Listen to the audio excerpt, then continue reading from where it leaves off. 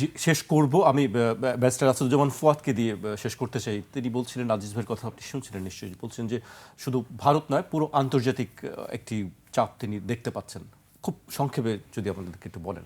না, নিঃসন্দেহে আপনার ইন্ডো প্যাসিফিক স্ট্র্যাটেজি, আইপিএস নিয়ে তো আমরা প্রচুর আলোচনা শুনেছি।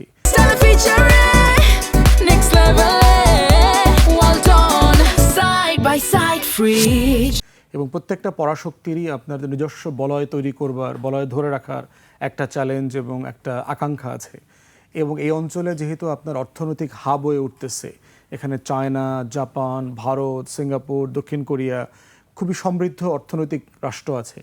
সেখানে আমেরিকার নিয়ন্ত্রণ তৈরি করা তো একটা গুরুত্বপূর্ণ জায়গা, কারণ এটা তো আমেরিকারও একটা বড় মার্কেট। আবার এটার সাথে তার ট্রেড রুট আছে, এই পুরো রুটটাকে সিকিউর রাখা, এই ভূরাজনীতির চ্যালেঞ্জ এবং আকাঙ্ক্ষা, প্রতিযোগিতা, এটা হাজার বছর ধরে আছে।